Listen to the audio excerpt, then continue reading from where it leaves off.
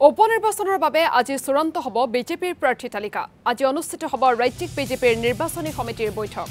বৈঠকতে তিনিটা সমষ্টিৰ বাবে প্ৰাৰ্থী তালিকা চূড়ান্ত কৰিব বিজেপি নেতৃত্বই। ৫টা সমষ্টিৰ উপনিৰ্বাচনৰ বাবে কঁকালত টঙালি বান্ধিছে বিজেপি মিত্ৰ দলে। ইতিমধ্যে ২টা সমষ্টি এৰি দিছে মিত্ৰ দল অগপ আৰু UPPLক। আন ৩টা সমষ্টিত যুঁজ দিব ভাৰতীয় জনতা পাৰ্টীয়ে।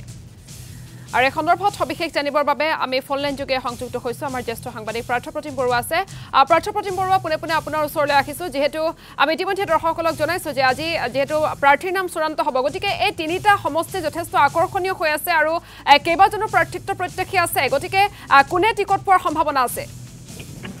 চাওক আইচিংফা কোনে টিকট পোৱাৰ সম্ভাৱনা আছে বুলি ক'লে এই মুহূৰ্তত আচলতে কেইবাটাও নাম সন্মুখলৈ আহে, কিন্তু আজিৰ যিখন বৈঠক অতি গুৰুত্বপূৰ্ণ বৈঠক কইনাধৰাত অনুষ্ঠিত হ'ব। বিজেপিৰ যি ৰাজ্যিক বিজেপিৰ নিৰ্বাচনী সমিতিৰ বৈঠক, সেই বৈঠক প্ৰায় চূড়ান্ত হোৱাৰ সম্ভাৱনা প্ৰবল হৈ উঠিছে।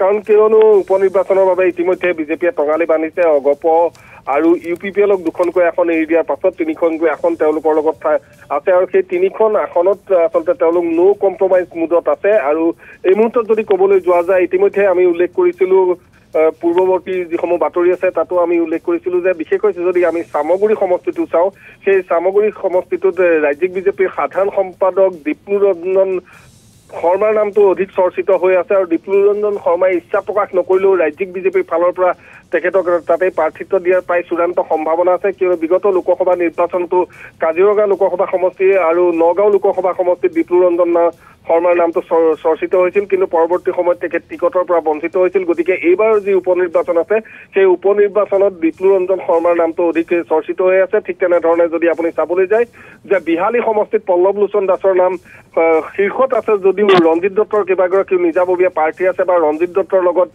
বৰ্তমানৰ সাংসদ তেখেতৰ ঘনিষ্ঠ কেইবাগৰাকীও নেতা আছে। গতিকে তেওঁলোকক প্ৰাৰ্থিত্ব দিয়াৰ ক্ষেত্ৰতো হয়তো ৰঞ্জিত দত্তই আগভাগ ল'ব। ঠিক তেনেধৰণে যদি আপুনি ধলাই সমষ্টিটো চাই, ধলাই সমষ্টিত পৰিমল শুক্লবৈদ্যৰ পুত্ৰ উৎপল শুক্লবৈদ্যৰ সমান্তৰালভাৱে তাৰ জিলা বিজেপিৰ সম্পাদক সভাপতি কেইবাগৰাকীও নাম সন্মুখলৈ আহিছে। গতিকে আজিৰ বৈঠকখন অতি গুৰুত্বপূৰ্ণ হিচাপে বিবেচিত হৈছে। উপনিৰ্বাচনৰ সমান্তৰালভাৱে আগন্তুক ৰাজ্যসভা নিৰ্বাচনৰ বাবেও তেওঁলোকৰ হয়তো কেইবাগৰাকীও প্ৰাৰ্থীৰ নাম বৰ্তমান মুহূৰ্তত যিহেতু চৰ্চিত হৈ আছে যে ৰামেশ্বৰ তেলীৰ পৰা আৰম্ভ কৰি ৰাজদীপ ৰয়, ঠিক তেনেধৰণে আন কেইবাগৰাকীও নেতাৰ নাম চৰ্চিত হৈ আছে। গতিকে এই গোটেই বিষয়খিনি আজি যি নিৰ্বাচনী কমিটিৰ বৈঠক, সেই বৈঠকতে আলোচনা হ'ব আৰু আলোচনা হৈ প্ৰায় চূড়ান্ত হ'ব বুলিয়ে তেওঁলোকৰ ফালৰ পৰা এক সূত্ৰই দাবী কৰিছে। গতিকে চূড়ান্ত হয় নে নহয় এই মুহূৰ্তত ক'ব নোৱাৰি, কিন্তু এই যে প্ৰাৰ্থিত্ব কেন্দ্ৰিক আলোচনা বা উপনিৰ্বাচন কেন্দ্ৰিক আৰু ৰাজ্যসভাৰ নিৰ্বাচন কেন্দ্ৰিক আৰু লগতে পঞ্চায়ত নিৰ্বাচন আছে সন্মুখত, গতিকে এই গোটেই বিষয়খিনি হয়তো আজিৰ যিখন তেওঁলোকৰ নিৰ্বাচনী সমিতিৰ বৈঠক, সেই বৈঠকতে